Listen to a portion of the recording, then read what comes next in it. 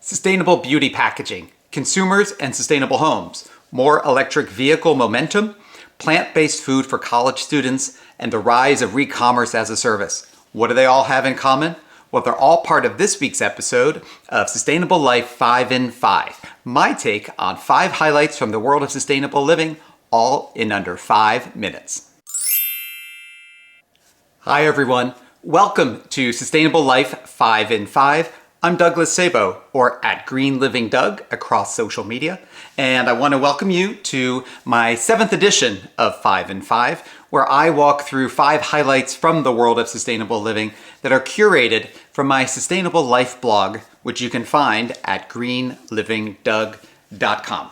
Well, I don't have a sustainable living in the wild moment to share with you this week, but I do want to mention that this coming week is the Sustainable Brands 2023 flagship event, where there'll be a lot of content and experiences and events all tied to the world of sustainability, sustainable commerce, and sustainable living.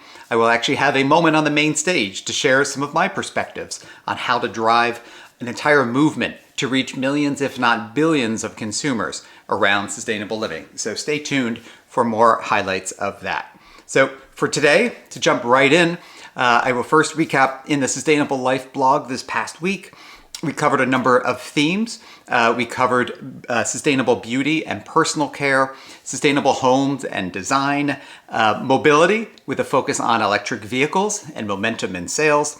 We talked about sustainable food, including plant-based food, as well as the topic of sustainable retail and re-commerce. So those are the 5 themes that we pulled highlights from this week. So we're gonna go ahead and start the clock. If, by the way, a friendly reminder, if you like this content, please like and subscribe. Please spread the word. Feel free to share with others. And what I would really love is down in the comments for you to share your perspectives, any reaction to the highlights that I share here today, or highlights that you have seen in the past week in the world of sustainable living. So I invite you to do that in the comments. Also, like and subscribe.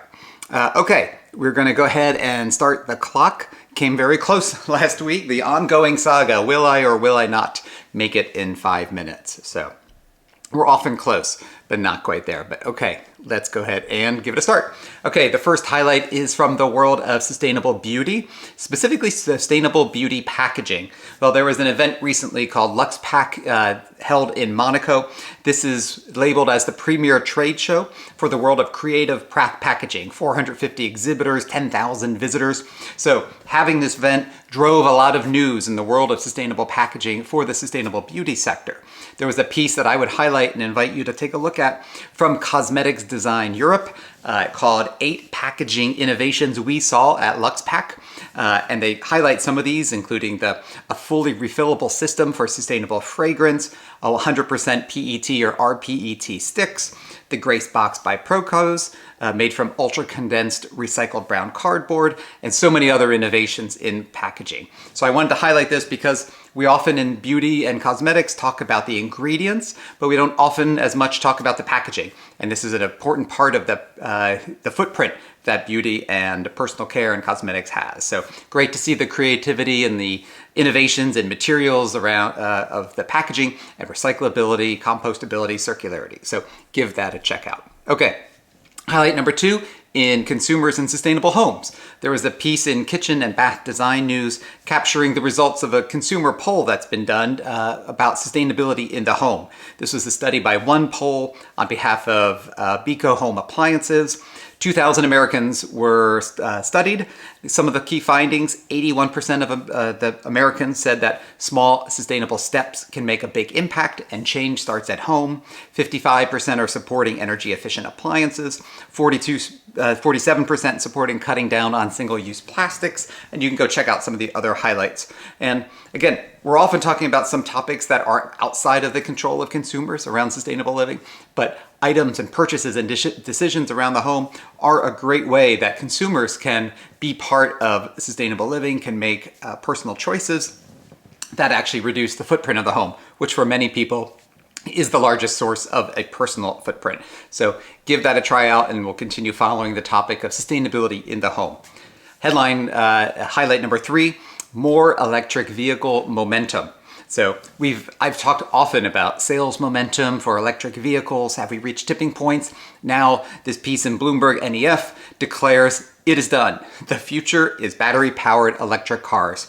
So it goes through and highlights a number of highlights from a recent podcast that was held with the head of advanced transport for Bloomberg NEF, talking about 14 million EVs that are going to be sold in 2023.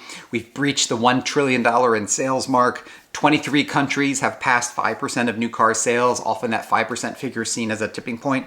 So you can go see more of the statistics of the momentum of EV sales.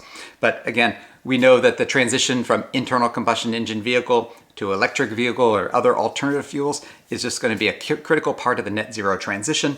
So seeing these sales figures in line with some of the long-term projections for net zero is a great moment of momentum.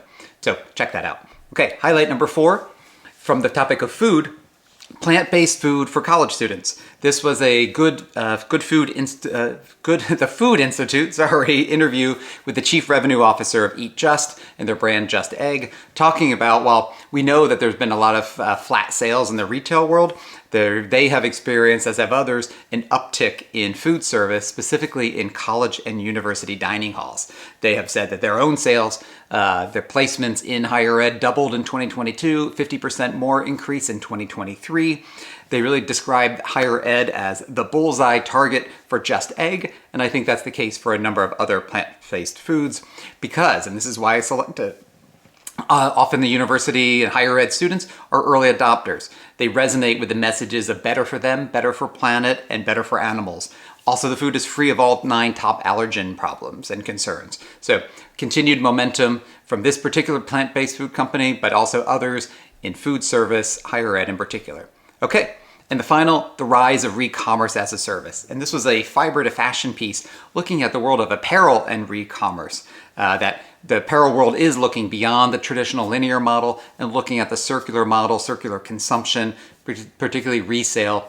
And what it's really focusing on is, yes, there are a lot of resale marketplaces that many of you may be familiar with, but more and more brands like A.L.C, Timex, Toad & Company, Zara, Alpaca, Canada Goose, Carhartt, and others are partnering with a re-commerce enabler and launching their own services. So great to see momentum in re-commerce.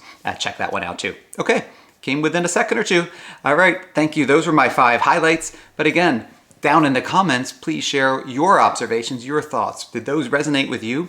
Did you see something else happening in any of those or other categories that you wanted to share? Please do that in the comments. If you like this content, please, over here, like and subscribe, spread the word, invite others, and I do look forward to sharing with you some of the highlights from the Sustainable Brands 2023 Flagship Conference.